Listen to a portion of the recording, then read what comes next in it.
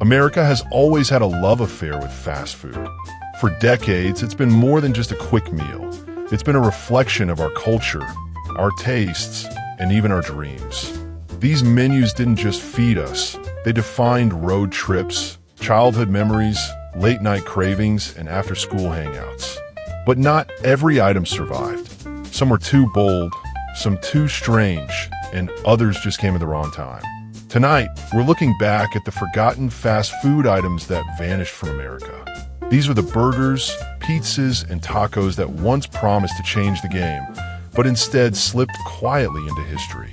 For those who remember them, they're more than lost recipes. They're little time capsules of the America we grew up with. And it all begins with a McDonald's experiment that was supposed to be the burger with a grown-up taste, but turned into one of the company's most infamous flops, the Arch Deluxe. The Arch Deluxe was McDonald's bold attempt to grow up. Introduced in the mid-1990s, it wasn't marketed to kids or busy families. It was marketed to adults. McDonald's called it the burger with a grown-up taste. And for the first time, the Golden Arches tried to sell sophistication. The sandwich featured a quarter-pound beef patty, a potato flour sesame seed bun, peppered bacon, leaf lettuce, tomato, cheese, onions, ketchup, and its signature Arch sauce, a tangy mix that was meant to elevate it above the Happy Meal crowd. For McDonald's, the Arch Deluxe was supposed to be a turning point. The company poured nearly $200 million into advertising, making it one of the most expensive launches in fast food history. Commercials showed kids turning their noses up at the burger while adults enjoyed it. The message was clear. This was a serious sandwich for serious eaters. But America wasn't ready for a serious McDonald's. Customers who went to the chain weren't looking for upscale dining. They wanted comfort, speed, and familiarity. The Arch Deluxe fell out of place, too expensive, and a little too self-important. Instead of attracting a new wave of adult customers, it left regulars scratching their heads. Sales lagged, and within a few years, the Arch Deluxe quietly disappeared from the menu, remembered more for its failure than its flavor. Yet, for those who tried it, the Arch Deluxe is a nostalgic memory, a reminder of the 90s, when even McDonald's believed it could reinvent itself as something more refined. Today, food historians look back on it as one of the biggest flops in fast food history, but also as a fascinating experiment that showed just how much the Golden Arches were willing to gamble. From McDonald's failed attempt at fine dining, we moved to Pizza Hut, a chain that once served up a pie so ambitious, it became the stuff of legend.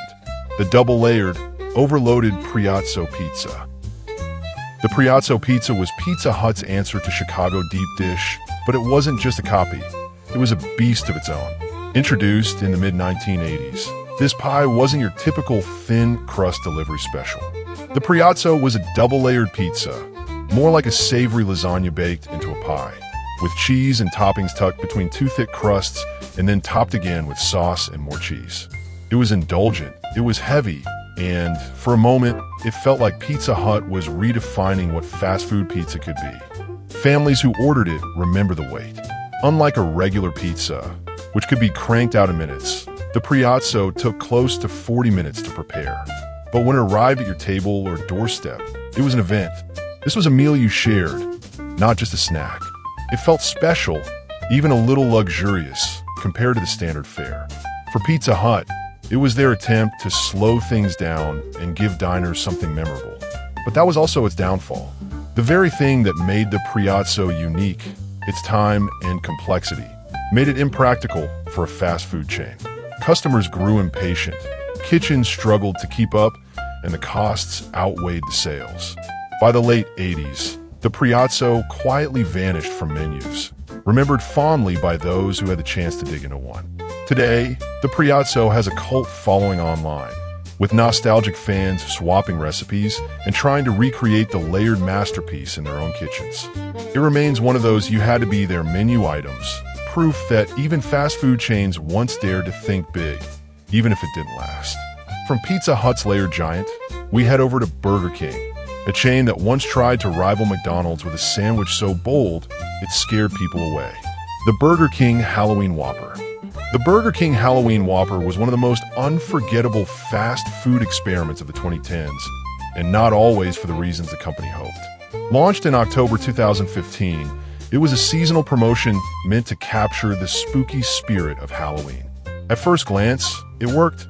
The burger came with a jet black bun, infused with a one-steak sauce, making it stand out like no other fast food item on the market. It looked bold, a little eerie, and perfect for Instagram at the time. People were curious, and many lined up to try it, if only for the novelty. The taste was familiar enough, essentially a Whopper with a smoky tang from the A1 flavoring. But the real spectacle was that black bun. It was meant to be fun, edgy, and just weird enough to make people talk. And talk they did, but not in the way Burger King expected. Within days of its release, reports began flooding social media about a shocking side effect. The black bun was turning people's, let's say, bathroom visits bright green. The internet went wild, with memes, late-night comedy jokes, and news outlets all covering the story.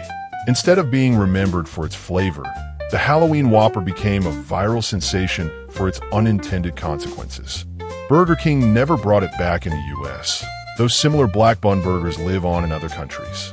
For many, the Halloween Whopper is a perfect example of fast food chains pushing the limits of novelty, only to be reminded that sometimes the gimmick overshadows the food.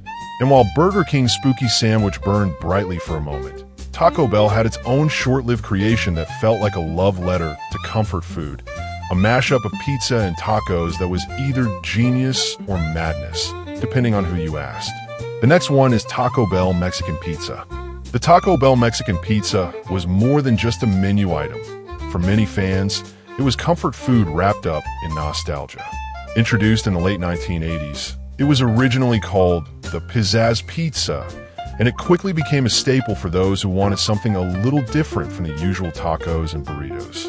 Built with 2 crispy tortilla shells layered with seasoned beef, beans, pizza sauce, melted cheese, and diced tomatoes, it was Taco Bell's attempt at blending Mexican-inspired fast food with America's love of pizza.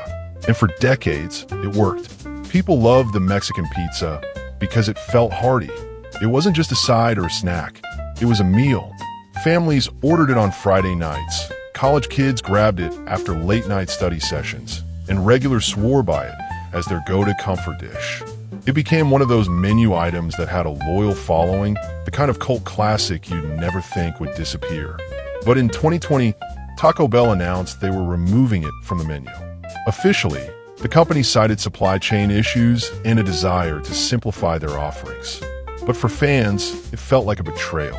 The backlash was immediate and loud, with petitions, hashtags, and even celebrities calling for its return. For many, losing the Mexican pizza was more than losing a food item. It felt like losing a piece of their personal history. The story didn't end there. After nearly 2 years of demand, Taco Bell finally brought the Mexican pizza back in 2022, proving just how powerful nostalgia can be in the fast food world. It showed that some items aren't just products, they're memories, traditions, and emotional touchstones. From Taco Bell's beloved mashup, we now turn to McDonald's, a chain famous for its bold experiments. One of their most unusual creations wasn't a burger or a shake, but a strange attempt to bottle the taste of America itself. McDonald's MCDLT. The McDonald's MCDLT was one of the strangest and most ambitious experiments in fast food history. Released in the mid-1980s, the MCDLT wasn't just another burger. It was sold as a revolution in packaging. The idea was simple but bizarre. Serve the hot side hot and the cool side cool. The MCDLT came in a giant styrofoam container with 2 separate compartments. On one side, set the warm burger patty and bottom bun, and on the other, the top bun with lettuce, tomato, and cheese. Customers were supposed to assemble it themselves, combining the sizzling beef with the fresh, crisp toppings right before eating. It was marketed as the ultimate way to preserve quality, a futuristic solution to a problem most people didn't even realize they had. At first, the MCDLT caught attention.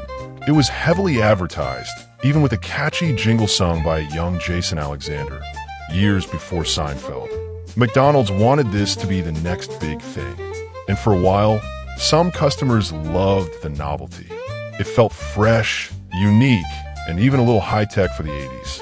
But there were two big problems. First, most people didn't really want to assemble their own burger at a fast food restaurant. The convenience of grabbing a ready-made sandwich was part of the appeal. Second, the massive styrofoam packaging sparked backlash during the growing environmental awareness of the late 80s. At a time when people were just starting to worry about waste and pollution, the MCDLT's oversized container became a symbol of excess. By the early 90s, the MCDLT was pulled from menus. Today, it's remembered as one of McDonald's boldest missteps, a product that was ahead of its time in concept, but behind its time in execution. These were the fast foods that America never forgot. Don't forget to subscribe, and share the video.